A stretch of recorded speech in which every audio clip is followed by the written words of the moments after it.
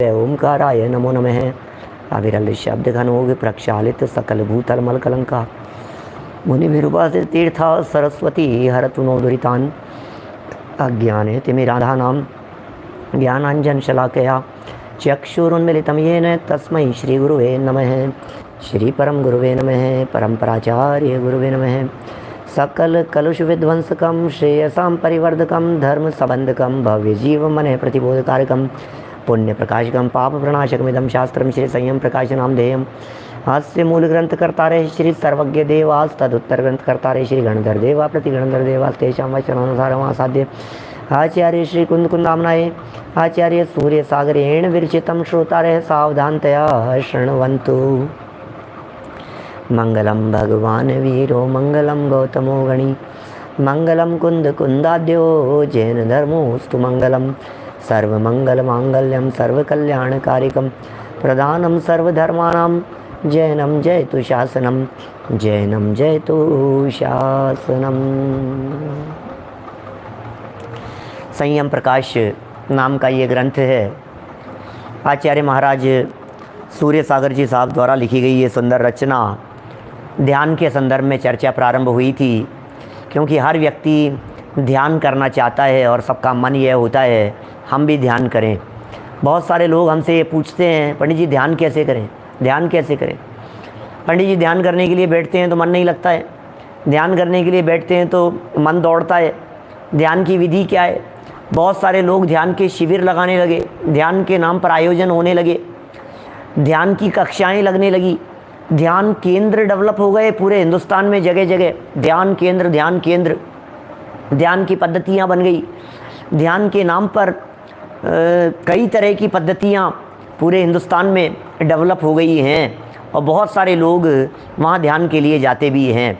तो क्या हमारे जैन परंपरा में भी ध्यान की कोई पद्धति बतलाई है, ध्यान की कोई विधि बतलाई है, ध्यान का क्या रूप होना चाहिए।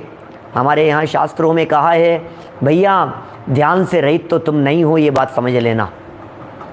क्या आप ध्यान से रहित नहीं हैं, ध्यान तो कर ही रहे हैं, आप हर समय कर रहे हैं। अरे बैठे बैठे भी आप ध्यान कर रहे हैं, क्या किचन में खड़े खड़े भी आप ध्यान रख रहे हैं। आप बच्चों का, आप टीचर हैं तो बच्चों का ध्यान कर रहे हैं, बच्चे हैं तो टीचर का ध्यान रख रहे हैं। टीचर आ रही हैं कि नहीं, क्या पढ़ा रही हैं, बोर्ड पर ध्यान दो, ध्यान देना बेटा, बोर्ड पर ध्यान देना, क्या कह रहे हैं ध्यान दो, बता रहे हैं, ध्यान से देखो, ध्यान से सुनो। हर जगह पर ध्यान जगह जगह लिखा रहता है। रोड पर हमने ये वाक्य कई जगह पढ़ा होगा, सावधानी हटी और दुर्घटना घटी। ये क्या है, ये ध्यान रखो, ध्यान से चलाओ। कैसे गाड़ी चला रहे हो, ध्यान से चलाओ, ध्यान से चलाओ। जहाँ देखो वहाँ ध्यान की चर्चा है। यहाँ आचार्य देव ध्यान नहीं आत्म ध्यान की बात करना चाहते हैं। यहाँ ध्यान से मतलब नहीं है, यहाँ आत्म ध्यान से मतलब है। ध्यान तो सदा काल होता रहा, लेकिन जो ध्यान होता रहा उस ध्यान का नाम है आर्त ध्यान और रौद्र ध्यान। कहीं ऐसा नहीं हो धर्म के नाम पर आर्त ध्यान और रौद्र ध्यान होता रहे। आर्त ध्यान मत करो भाई, आर्त ध्यान मत करो, बोलते हैं ऐसा बुजुर्ग लोगों से, कभी इस तरह की भाषा आपने सुनी होगी, आर्त ध्यान मत करो प्रमोद जी भाई साहब, कोई आर्त ध्यान नहीं, रौद्र ध्यान मत करो। क्या है ये आर्त ध्यान और रौद्र ध्यान, थोड़ी बहुत चर्चा हुई है पिछले 1-2 दिन में।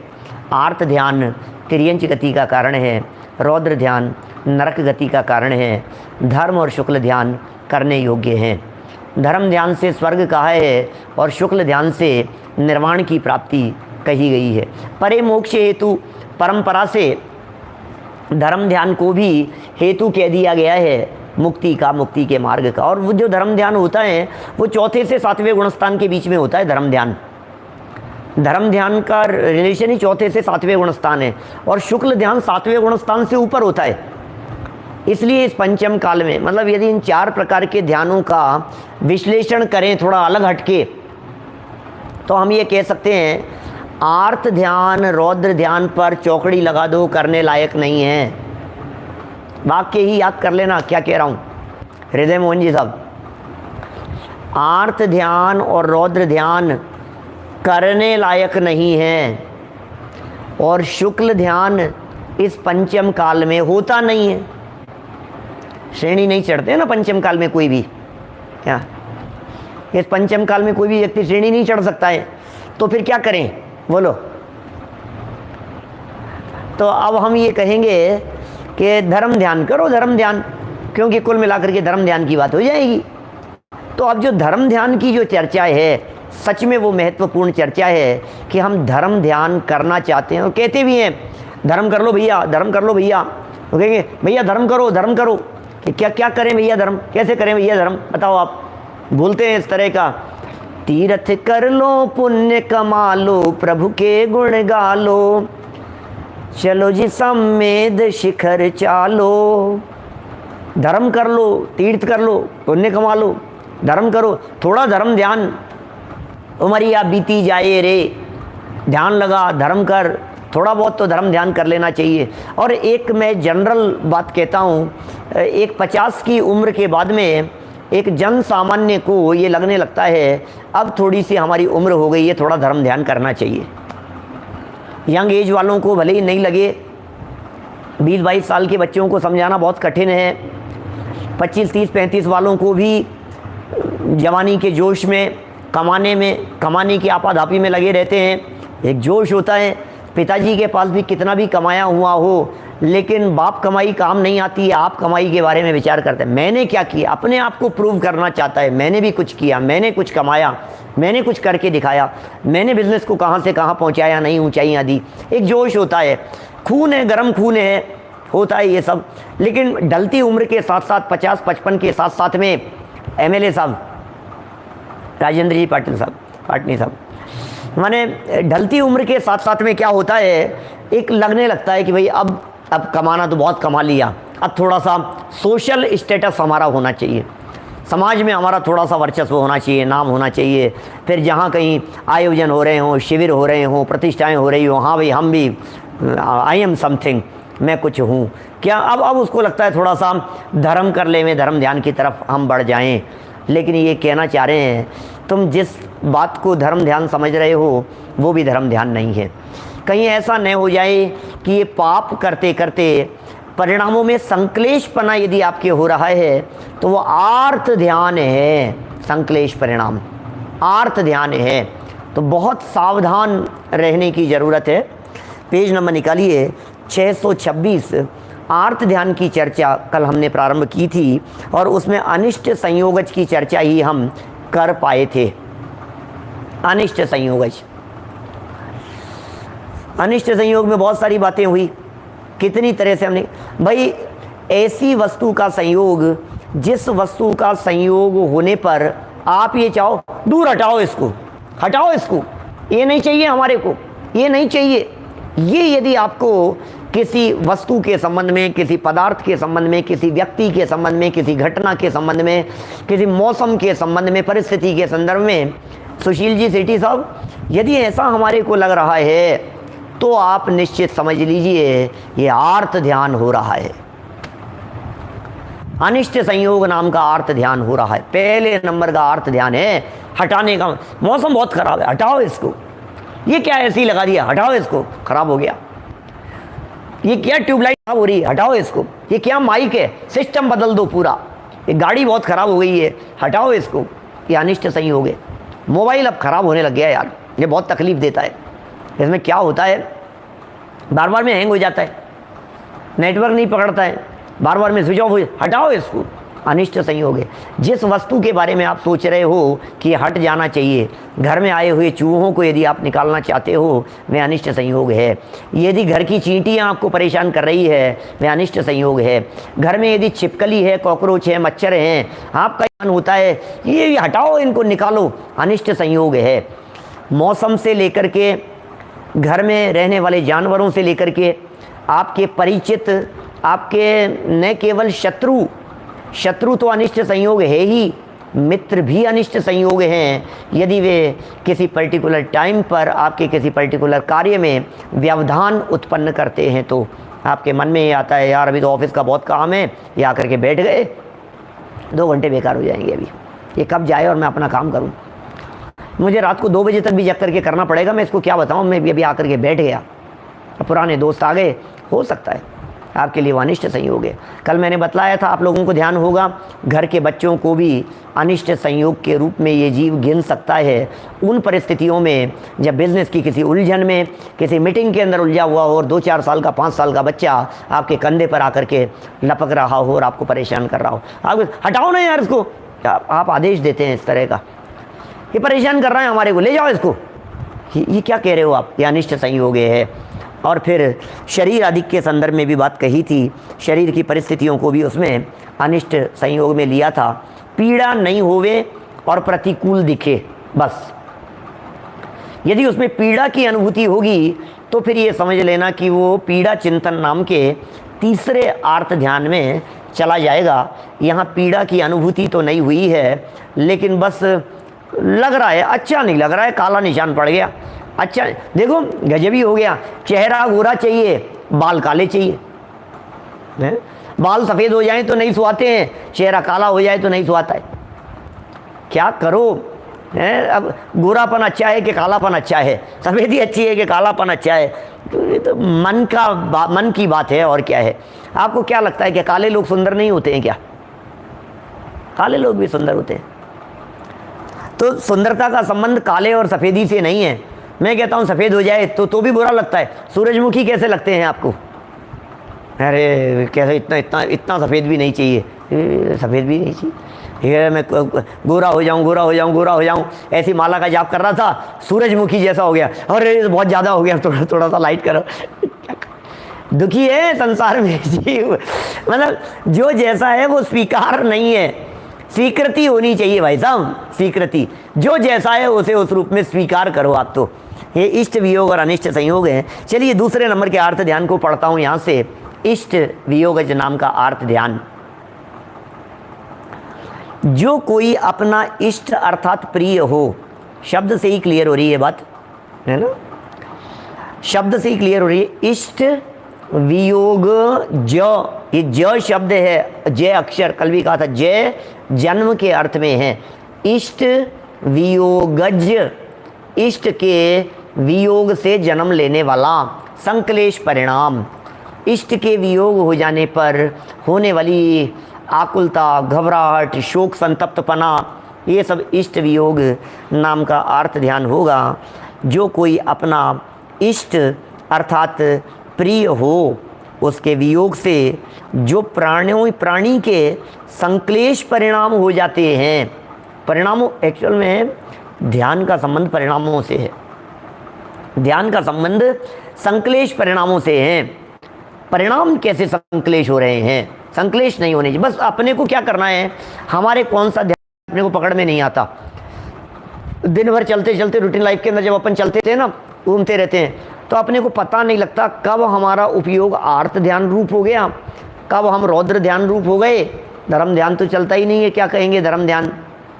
हाँ, व्यवहार धर्म ध्यान की बात कहें तो थोड़ा इस तरह की बात कह सकते हैं, स्वाध्याय आदि प्रवृत्तियों को, चिंतन मनन आदि को व्यवहार से धर्म ध्यान, क्योंकि आगे चल कर के शुभ ध्यान के भेदों की चर्चा भी आएगी। पिंडस्थ, पदस्थ, रूपस्थ, रूपातीत, इन ध्यानों के अर्थ भी बतलाएंगे, इनकी चर्चा भी करेंगे, उनकी पद्धतियों की चर्चा भी करेंगे। ये सब बातें भी आने वाली है। मुझे तो सिर्फ ये कहना है, इस 24 घंटे की इस श्रृंखला में, इस परंपरा में हम कब आर्त ध्यान रूप हो गए, कब रौद्र ध्यान रूप हो गए, कब धर्म ध्यान रूप हो गए, हमें पता ही नहीं लगा। निश्चय से धर्म ध्यान तो शुद्धोपयोग अवस्था और उसके साथ में रहने वाले शुभोपयोग का नाम है धर्म ध्यान। निश्चय से धर्म ध्यान तो वही है। आत्म अवलंबन के बिना निश्चय धर्म ध्यान कैसे होगा? जिन्हें आत्मा की खबर नहीं है उनके धर्म ध्यान कैसे संभव है? तो यहाँ जो संक्लेश, देखिए पहले ध्यान समझ लीजिए। ध्यान है किसी भी विषय में मन का केंद्रित हो जाना, बस वो ध्यान है। किसी भी विषय में मन का एकाग्र चित्त हो जाना, किसी भी विषय में मन बस, ऐसा कहते हैं ना, फैली हुई किरणें जब सिमट करके किसी एक विषय में आ गई है, बस वो ध्यान है। केंद्रीकरण है, ध्यान में केंद्रीकरण होता है, ध्यान में एकाग्रता मुख्य होती है। एकाग्रता नहीं है तो ध्यान नहीं है। ध्यान की पहली शर्त है एकाग्रता। एकाग्रता है या नहीं है। यदि एकाग्र हैं तो ध्यान ही है, और एकाग्र नहीं है तो कोई ध्यान नहीं है। इसलिए ध्यान के लिए एकाग्रता चाहिए, एकाग्रता होनी चाहिए, तभी वास्तव में ध्यान हो सकेगा। अब वो एकाग्रता यदि विषय कषायों में है तो वो पाप रूप ध्यान है, वो एकाग्रता यदि पंच परमेष्टियों में है तो शुभ रूप ध्यान है, और यदि वो एकाग्रता अपने आत्म स्वभाव में है तो वो धर्म है, वो शुक्ल धर्म ध्यान और शुक्ल ध्यान के अंतर्गत चला जाएगा। इनको अपन ऐसा भी कहते हैं ना, अशुभ शुभ और शुद्ध उपयोग। ये उपयोग क्यों जोड़ दिया? उपयोग होता है वास्तव में ज्ञान दर्शन का व्यापार। राजेंद्र बावेल जी साहब, ये ज्ञान दर्शन का जो व्यापार है वो होता है उपयोग। अब ज्ञान का व्यापार जब 5 पापों में लगता है, ज्ञान का उपयोग है ना, ज्ञान 5 पापों के साथ में लग गया तो अशुभ उपयोग है, 5 परमेष्ठियों में लग गया तो शुभ उपयोग है, और पंचम भाव में लग गया तो शुद्ध उपयोग है। 5 पाप, 5 परमेष्ठि और पंचम भाव याद रहेंगी, इजीली याद हो जाती है बात। उपयोग वही है ज्ञान की पर्याय, वही ज्ञान की पर्याय, वो जो ज्ञान की पर्याय थी वही ज्ञान की पर्याय पाप में लगी। पाप पाप पाप पाप पाप, तो बोले अशुभ उपयोग चल रहा है, अशुभ उपयोग चल रहा है, अशुभ उपयोग में जा रहा है। और ये जब पंच परमेष्ठियों में लग गई, ओहो धन्य प्रभु आप, धन्य है आपकी वीतरागता, धन्य है सर्वज्ञ भगवान, हे महावीर भगवान, हे आदिनाथ प्रभु, हम आए तेरे द्वार, दुनिया से चित्त घबरायो। पंच परमेष्ठि अरिहंत सिद्धाचार्य उपाध्याय साधुओं की चर्चा, तो क्या कहेंगे ये 5 परमेष्ठियों में, बोले शुभ उपयोग हो गया।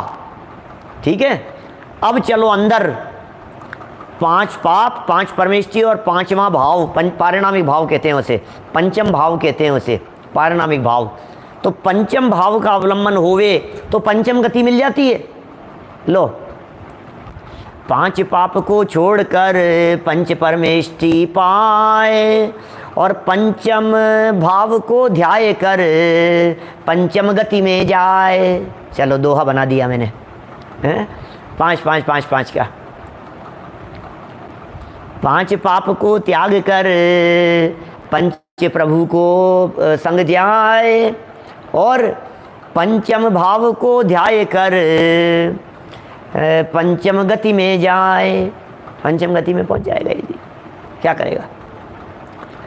तो विचार करना गंभीरता से, यहाँ हमें पहुँचना है कहाँ तक? पंचम गति तक पहुँचना है। इसलिए अशुभोपयोग से छूटा, शुभोपयोग गया, और शुभोपयोग गया और अब शुद्धोपयोग हो गया। तो अशुभोपयोग में आर्त ध्यान, रौद्र ध्यान है, शुभोपयोग में धर्म ध्यान को, व्यवहार धर्म ध्यान को शामिल कर सकते हैं, और शुद्धोपयोग को जब साथ में ले लिया गया है तो फिर वो धर्म ध्यान से आगे बढ़ता हुआ शुक्ल ध्यान, और शुक्ल ध्यान से आगे बढ़ता हुआ निर्वाण तक का रास्ता क्लियर हो गया है। ठीक है, बहुत सुंदर है, क्या सरल बातें हैं। इष्ट वियोग हो गया, इष्ट और वियोग, इष्ट वियोग। इष्ट क्या है आपको? आप पूरे दुनिया भर में लगाइए इष्ट क्या क्या लग रहा है। श्याम सिंह जी साहब, इष्ट क्या है? बोले प्रवचन इष्ट है, नेटवर्क चला गया, इष्ट का वियोग हो गया, है ना। कोई सगे संबंधी का वियोग हो गया, मरण हो गया, ये इष्ट का वियोग हो गया। सुबह बने थे डोसे तो नहीं कहूँगा, सुबह बने थे कुछ पकवान, पेट भरा हुआ था। बाद में उन्होंने कहा कि भाई ये बने हैं, तो फिर हमने कहा कि एक काम करो, बचा के रख लो, शाम को खा लेंगे। अब अभी तो जगह ही नहीं है पेट में, क्या करूं, लेकिन खाऊंगा ज़रूर, शाम तक बचा के रखना। बचा लिया उसको। शाम को जब खाने के लिए बैठे तो ख़राब हो गए, टेस्ट बिगड़ गया, गर्मी बहुत थी। ये हो गया इष्ट का वियोग। इष्ट वियोग नाम का आर्त ध्यान है ये, दिन भर चलता है इष्ट वियोग। इष्ट वियोग हो जाने पर तो इष्ट वियोग होता ही है ये आर्त ध्यान, लेकिन इष्ट का वियोग नहीं होने पर भी हो नहीं जाए, क्या इष्ट का वियोग हो नहीं जाए बच्चा गिर नहीं जाए, चोट लग नहीं जाए, दुर्घटना नहीं हो जाए। दुर्घटना हो जाना ये अनिष्ट संयोग है, गाड़ी खराब हो जाना ये इष्ट का वियोग है। एक सिक्के के दो पहलू हैं वास्तव में, है ना। दुर्घटना हो गई तो क्या हुआ, कुछ हुआ ना, ये अनिष्ट का संयोग हुआ। दुर्घटना हो गई भाई साहब, अनिष्ट संयोग हो गया। और गाड़ी टूट गई तो चले गई है, गाड़ी हमें इष्ट थी, उसका वियोग हो गया। तो इष्ट वियोग और अनिष्ट संयोग सिक्के के ही दो पहलू हैं। लेकिन ये हो नहीं जाए, ये अपने चित्त में जो एक धारा बहती है, क्योंकि धारा का नाम ध्यान है, धारा जो बह रही है उसका नाम ध्यान है। ये जो चल रही है धारा बराबर रीति से, इसका नाम ध्यान है। ये चली वही ऐसे ही आत्मा आत्मा आत्मा आत्मा आत्मा आत्मा आत्मा आत्मा आत्मा आत्मा का ध्यान चल रहा है। रोटी रोटी रोटी रोटी रोटी रोटी रोटी रोटी रोटी रोटी का ध्यान चल रहा है। लड्डू लड्डू लड्डू लड्डू लड्डू जिस उपयोग में कंटिन्यूअसली, जैसे दादा एक ध्यान की परिभाषा बतलाते हैं, बहुत सुंदर परिभाषा दादा बताते हैं। ज्ञान की एकाग्रता को ध्यान कहते हैं। क्या ध्यान किसे कहेंगे?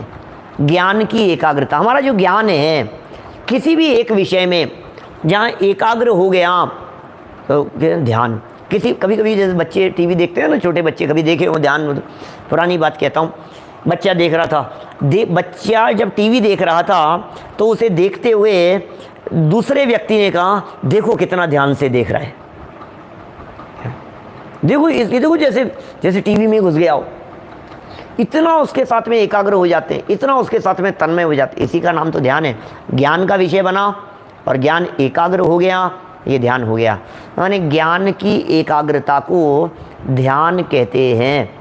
और हमारा ज्ञान जब ऐसे विषयों में एकाग्र हो जाता है कि नुकसान नहीं हो जाए, इष्ट का वियोग है वो, फैक्ट्री में आग नहीं लग जाए, शॉर्ट सर्किट नहीं हो जाए। अरे नहीं भैया, हल्का नहीं, क्या बात कर रहे हो, लॉन्ग टाइम चलना है, हैवी मशीनें चलेगी, तुम ये वायर हल्का मत लगाना, इसमें नहीं भाई साहब, शॉर्ट सर्किट हो जाएगा। तो ये जो दिमाग में चल रहा है। और फिर लगाते समय भी हल्का नहीं लगा देवे, कंपनी का चाहिए, ओरिजिनल चाहिए, ये चाहिए, इतना वो चाहिए, वायर इतना हैवी चाहिए, इतना लोड लेगा, ये बराबर उस चीज़ का ध्यान रखना।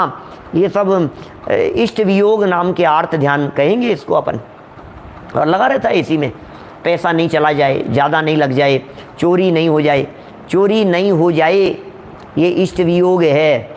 और चोर नहीं आ जाए ये अनिष्ट संयोग है। आपको लग रहा होगा कि कल भी कही थी आपने चोरी वाली बात, अरे चोर आ गए, वो चोर अनिष्ट है, उसका आ जाना ये अनिष्ट संयोग है। और धन का, माल का चुरा के ले जाना ये इष्ट का वियोग है। कल हम चोर तो आए थे लेकिन ले जा कुछ भी नहीं सके। क्या चोर तो आए थे भाई साहब, चोर आ गए, चोर आ गए, चोर आ गए, ये क्या हुआ? अनिष्ट संयोग हो गया। और अरे हम ऐसे खड़े हुए और हमने निकाले अंदर से लकड़ियाँ और सब इकट्ठे हो गए, घर के हमारे 5 भाई, और सब भगा दिया उनको। ये क्या ले गए? ये कुछ नहीं। कुछ इष्ट वियोग हुआ क्या? ये कुछ भी नहीं। कोई नुकसान पहुँचाया है क्या? बोले कुछ नहीं। तो अनिष्ट संयोग तो हुआ था, इष्ट वियोग नहीं हुआ। तो अनिष्ट संयोग होने पर इष्ट का वियोग होने की संभावना है। जैसे तकलीफ, बीमारी आ गई, कैंसर आ गया, ये अनिष्ट का संयोग है। और कैंसर के आ जाने पर बाबूजी का स्वर्गवास हो गया, ये इष्ट का वियोग है। कोरोना आया, ये अनिष्ट संयोग है।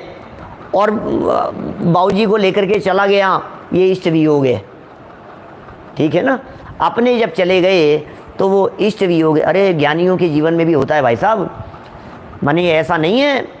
और धर्म ध्यान जिनके जीवन में होता है उनके जीवन में भी हो जाता है। यहाँ हम उसको रिमूव करने की बात नहीं कर रहे हैं कि इष्ट वियोग और अनिष्ट संयोग बिल्कुल नहीं होना चाहिए, पीड़ा चिंतन बिल्कुल नहीं होना चाहिए, निदान होगा भूमिका अनुसार, जैसा भी होगा। क्या भूमिका के अनुसार, क्योंकि चौथे गुणस्थानवर्ती क्षायिक सम्यक दृष्टि नारायण और बलभद्र बिल्कुल नियोग है, 100% है। जो नारायण होते हैं, बलभद्र बलदेव उनके भाई होते हैं, नियम से भाई होते हैं। और जो भाई होते हैं, नारायण का स्वर्गवास हो जाने पर बलभद्र 6 महीने तक नारायण के शव को लेकर के घूमते रहते हैं। नियम है ऐसा, 100% नियम है। 6 महीने तक। बहुत सारे लोग कभी कभी प्रश्न करते हैं, पंडित जी 6-6 महीने तक, पंडित जी एक दिन के अंदर डेड बॉडी सड़ जाती है, ऐसी बदबू फैलती होगी, 6-6 महीने तक सड़ी हुई उस शरीर को। अरे भाई, वो महापुरुषों की देह है, वो 63 शलाका पुरुषों की देह है, उस शरीर में दुर्गंध नहीं होती। क्या वो सड़ती नहीं है, मलिन नहीं होती है, दुर्गंधित नहीं होती है। और वो 6-6 महीने तक ऐसा व्यवहार करते हैं। सो रहा है मेरा भाई, अभी सो रहा है, अभी उठेगा, उसको तैयार करेंगे, उसके कपड़े बदलेंगे, हैं, भोजन कराने की चेष्टाएं करेंगे, नहलाएंगे धुलाएंगे, ऐसे ऐसे ऐसे साथ साथ में लेकर के। नहीं थका हुआ है बहुत ज़्यादा, मैं ऐसा चलता है। रागवश इस तरह की वृत्ति चलती है, लेकिन वो दुखी नहीं है, वो दुखी नहीं है। अच्छा, इसको दूसरे तरह से लगाओ। अभी लक्ष्मण के शव को लेकर के तो रामचंद्र जी घूमते रहे, लक्ष्मण की मौत कैसे हुई ये बताओ। तो लक्ष्मण को जब ये खबर दी गई कि रामचंद्र जी मर गए, इस खबर को सुनते ही ऐसा आघात लगा, मौत हो गई। ऐसा इष्ट के वियोग की बात सुनकर, इष्ट के वियोग की बात को जानकर ऐसा होता है ना। मैं भी कुछ दिन पहले सहजता विषय पर जो मेरे प्रवचन चल रहे थे, उसमें मैंने सच्ची घटना सुनाई थी। एक हमारे जयपुर के 2 साथियों की, 20 साल 22 साल के, 22-24 साल के 2 लड़के, जवान बेटे थे, एक पिता के 2 ही बेटे थे। बड़ा बेटा दिल्ली रहता था, सुनी होगी आप लोगों में से बहुत लोगों ने। बड़ा बेटा दिल्ली रहता था और सैटरडे संडे को आ जाता था जयपुर। किस लिए आता था कि भाई अपने परिवार के साथ में यहाँ रह लेता था। शायद बड़े बेटे की शादी भी हो गई थी, और छोटा बेटा यहाँ जयपुर रहता ही था। बड़े भाई को लेने के लिए, क्योंकि जयपुर दिल्ली हमारे क्या है, वोल्वो वगैरह चलती है और 4-5 घंटे लगते हैं वोल्वो, और बहुत अच्छी बस फैसिलिटी है। रात को बैठो 10 बजे, सुबह 4 बजे उतार देती है, 5 बजे उतार देती है। बड़ी चौपड़ पे छोटा भाई लेने के लिए गया, और ठीक है, वो हमेशा ऐसा ही होता था, लेने के लिए जाता था, ले आता था, और फिर वो फ्राइडे को फिर मतलब मंडे को फिर चले जाता था, फ्राइडे नाइट को बैठता था, सैटरडे सुबह यहाँ उतर जाता था। सैटरडे संडे छुट्टी रहती थी। छोटा भाई उसे लेने के लिए गया बड़ी चौपड़ पर, वो बस से उतरा, उसको साथ में लिया, बाइक पर बिठाया, वहाँ से आगे बढ़े। सुबह 4:30-5 बजे के आसपास की वो घटना होगी, और ट्रक उस रोड पर वहाँ से उस तरफ से चलते हैं और ट्रक की चपेट में आए, और दोनों भाई ऑन स्पॉट वहीं मर गए। ये इष्ट का वियोग है, और इस इष्ट वियोग में पिता की क्या हालत थी। बाइक पर थे, एक्सीडेंट हो गया, दोनों मर गए उसी समय, जवान बेटे। बोलो अब पिता के पे क्या बीत रही होगी। सोचो जरा, ऐसी परिस्थिति अचानक बन जाए। बनती है, रोज़ बनती है, आए दिन बन रही है। हमारे साथ क्या पता कब बन जाए। इष्ट का वियोग ऐसा नहीं हो जाता है। कुर्ता ड्राई क्लीन वाले को दिया था, फाड़ दिया उसने। 3 कुर्ते दिए थे, 5 दिए थे, 5 में से 2 उसने बिल्कुल ख़त्म कर दिए, और 1 मिला नहीं, आया ही नहीं। 2 कुर्ते भिजवा दिए। अब क्या करो बोलो। बीती हुई सुनाता हूँ, क्या करूँ। ये घट रही है, घटनाएं रोज़ हो रही है। अभी ये हो गया, बाहर से चप्पल ले गए, इष्ट का वियोग है, क्या कहो आप। बंदर ले गए, कपड़े सुखाए थे, बंदर ले गए, फाड़ दिए, क्या करो आप। इष्ट का वियोग है।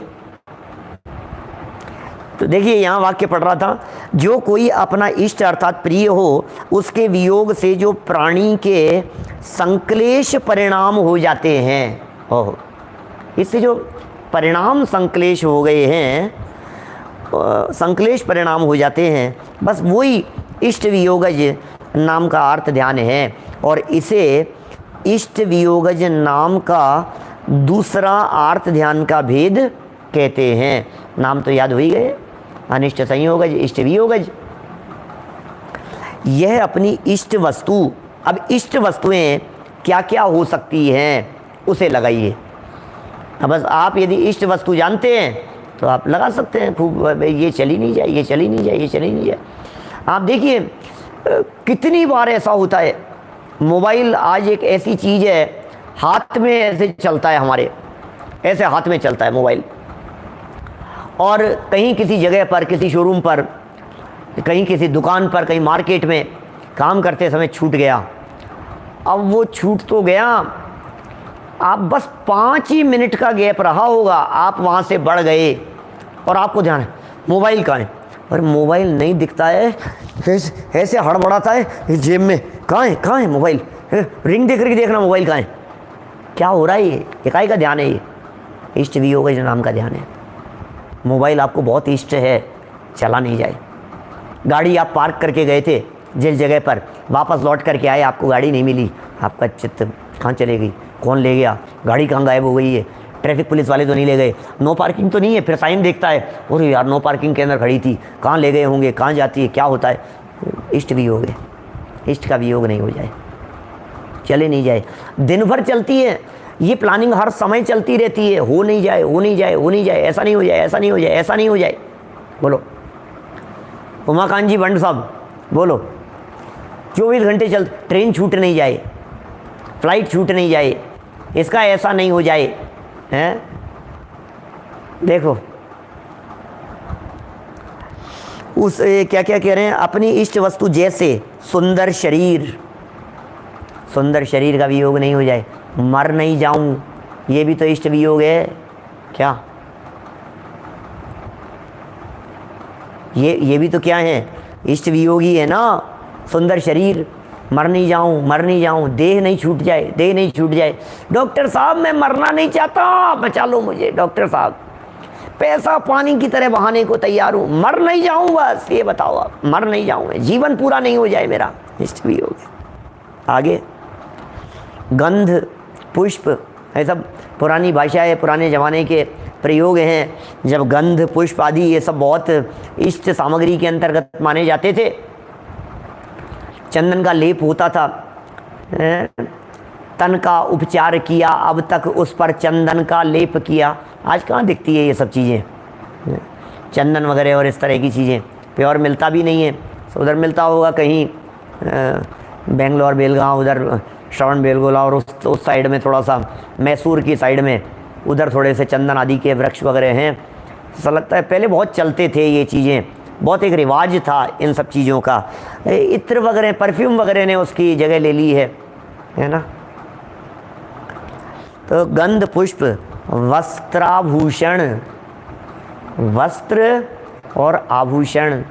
भाई साहब आपके पास में सोना बहुत है, आभूषण बनवाने हैं, कितना धड़कन रहती है, किसको देना, जिम्मेदार व्यक्ति है क्या, सही है क्या बनाने के लिए, कहीं खोट तो नहीं मिला देगा, बदल तो नहीं देगा, ऐसा तो नहीं कर देगा, कितने कैरेट का दिया, कितने मतलब प्योर दिया था, हमने तो सिल्ली दी थी उसको, हमने तो बिस्किट दिया था उसको, हमने उसको बिस्किट का क्या कर दिया उसने, कितनी मिलावट कर दी, कितना क्या कर दिया, अपन क्या जाने। विश्वास पात्र होना चाहिए, इष्ट वियोग अनिष्ट संयोग नहीं हो जाए।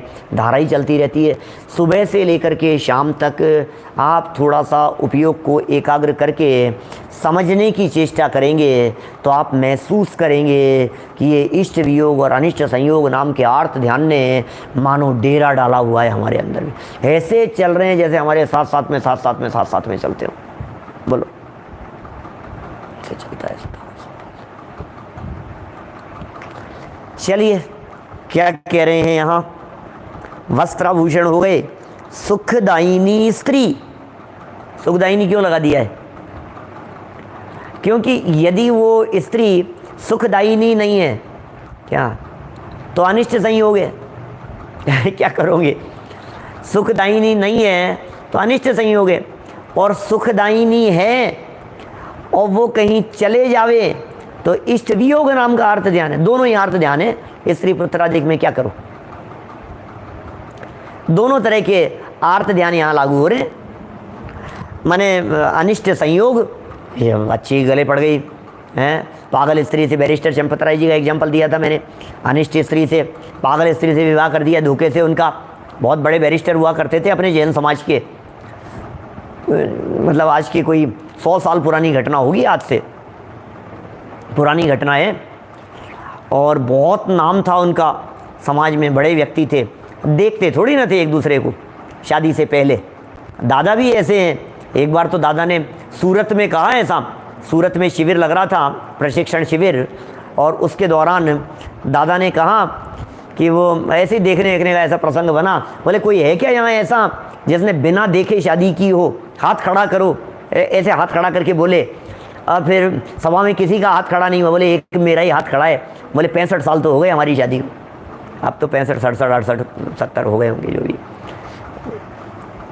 बिना देखे हुआ करती थी, पागल स्त्री से शादी कर दी उनकी। पहली रात को पता लग गया कि इसकी तो टॉप फ्लोर खाली है, दिमाग से ख़त्म है, क्या करो, अब क्या किया जाए। धीरे धीरे करके वो 1 दिन हो गया, 2 दिन हो गया, आस पड़ोस वालों को पता लग गया, दोस्तों को पता लग गया।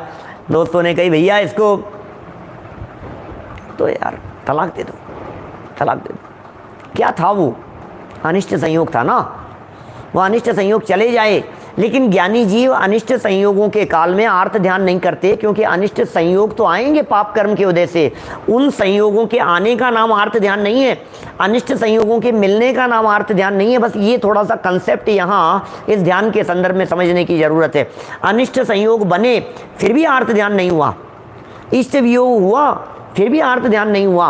आर्त ध्यान का संबंध इष्ट के वियोग से या अनिष्ट के संयोग से नहीं है। मैं आपसे पूछ रहा हूं, गज कुमार मुनिराज ध्यान अवस्था में बैठे हुए थे और सर पर जल रही थी सिगड़ी, बोलो अनिष्ट संयोग था या नहीं? अनिष्ट संयोग तो था। अब अगला प्रश्न जिग्नेश भाई, अनिष्ट संयोगज आर्त ध्यान था या नहीं? बोले नहीं था। क्या? यशोधर मुनिराज ध्यान अवस्था के अंदर बैठे हुए हैं, उनको 3 दिन तक मरा हुआ सर्प गले में डाल करके चला गया। अब 3 दिन तक सर्प पड़ा हुआ है गले में, अनिष्ट संयोग है ना, अनिष्ट चीज़ है वो। अनिष्ट संयोग तो है, पाप कर्म के उदय से ही है, प्रतिकूल है स्थिति। लेकिन इस पाप कर्म के उदय से बनी हुई इस स्थिति में, पाप कर्म के उदय से मिले हुए इस अनिष्ट संयोग में वे मुनिराज, यशोधर मुनिराज, वे आर्त ध्यानी नहीं हैं। क्यों नहीं है आर्त ध्यानी? अजय सोगानी जी, क्यों नहीं है आर्त ध्यानी?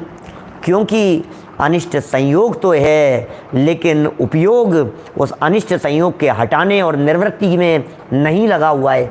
जिनका उपयोग अनिष्ट संयोगों को हटाने में निरंतर लगा हुआ होता है, उनके अनिष्ट संयोग नाम का आर्त ध्यान होता है। मिल गए हैं, सहज भाव से स्वीकार्य है, आर्त ध्यान नहीं है। हटाने में निरंतर उपयोग लगा हुआ है, यह अनिष्ट संयोग है, आर्त ध्यान है। वो हटाना चाहते तो मुनिराज के लिए तो 1 सेकंड के अंदर गले से उतार करके साइड में रख देते, ध्यान में बैठ जाते। बोले नहीं, भाई बात नहीं, क्या फ़र्क पड़ता है, विचार ही नहीं है उसके बारे में, विकल्प ही नहीं है। इसलिए उनके मुनिराज के जीवन में आर्त ध्यान नहीं है, उपयोग उधर नहीं है। माने ज्ञानी जीव के तो सच में भाई वो वैराग्य में निमित्त बन जाते हैं। ज्ञानी जीवों का जीवन तो अलग ही प्रकार का होता है। हामिद बढ़ जाते हैं जी, देखो क्या लिखा है यहाँ, कौन कौन सुखदायिनी स्त्री से बात उस तरफ घूम गई अपनी थोड़ी सी। सुखदायिनी स्त्री सुखदायिनी है या नहीं है? हाँ, अभी तो सुखदायिनी लग रही है, थोड़ी देर बाद में वही दुखदायिनी लगने लग जाती है। समय की बात है ना, स्त्री तो वही। इसलिए मैं कभी कभी कहता हूँ, संयोग जो मिलते हैं ये पुण्य के उदय से मिलते हैं कि पाप के उदय से? अगला क्वेश्चन, स्त्री पुत्रादिक का मिलना ये पुण्य के उदय से या पाप के उदय से? बोलो, पत्नी पुत्र परिवार का मिलना पुण्य के उदय से कि पाप के उदय से?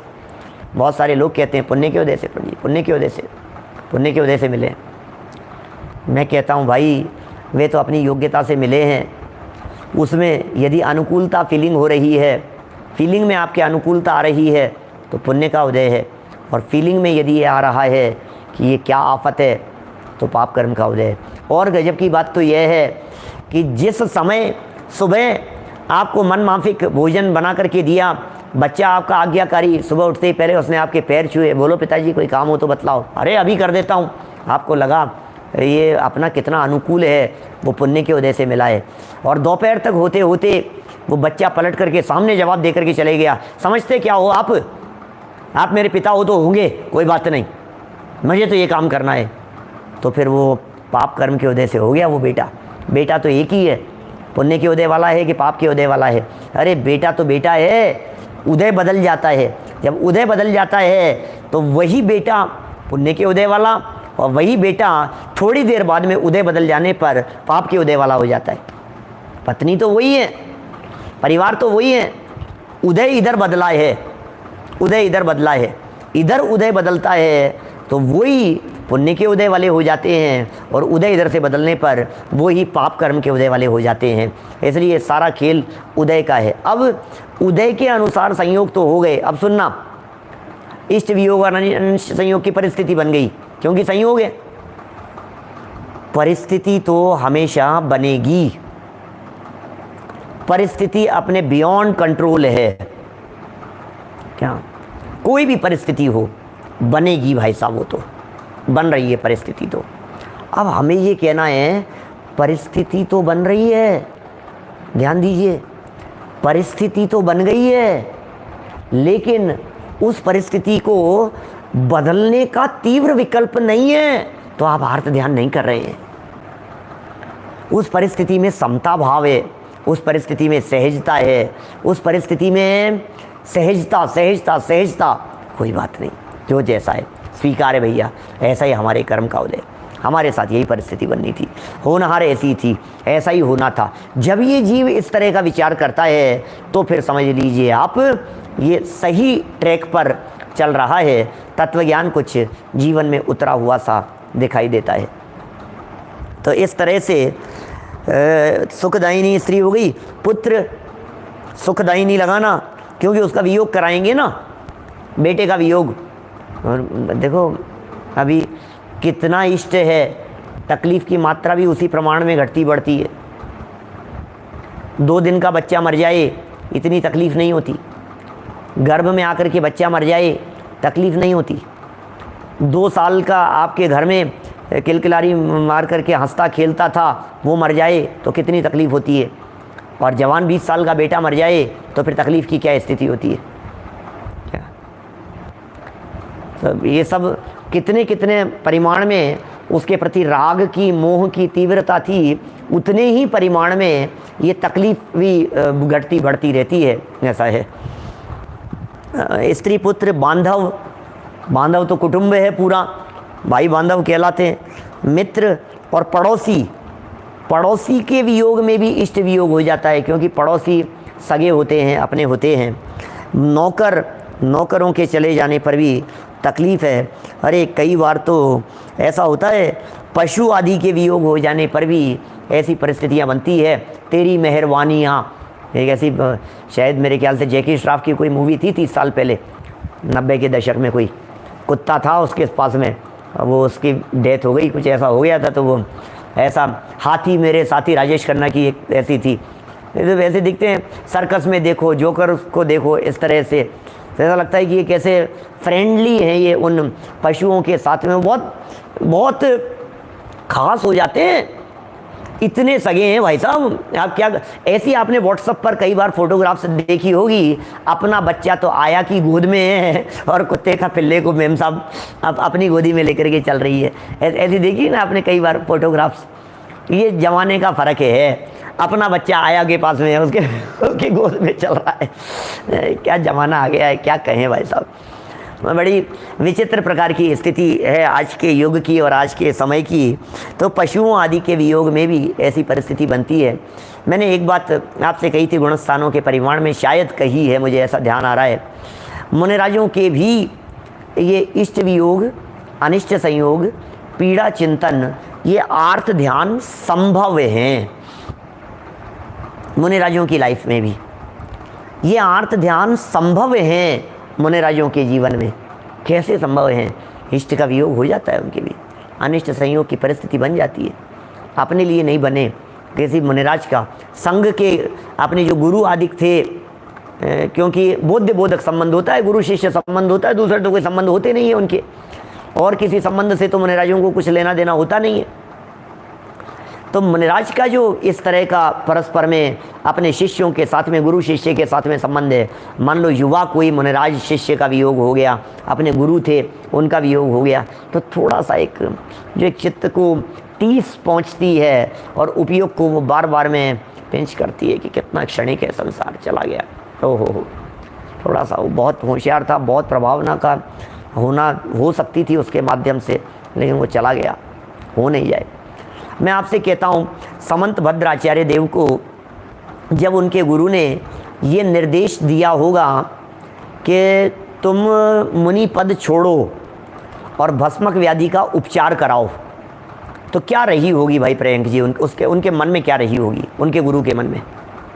अरे रोग हो गया, ये मर नहीं जाए, तकलीफ नहीं हो जाए, ये समाधि संलेखना की तैयारी कर रहा है, नहीं नहीं तेरे माध्यम से प्रभाव ना बहुत होनी है, तो उपचार कराओ, तुम तो उपचार कराओ, ऐसा है। तो ये बहुत बातें हैं इस तरह की जिनको अपने को विचारपूर्वक समझना चाहिए, प्रयास ये करना चाहिए। सहजता जीवन का आधार, सहजता जीवन का आधार।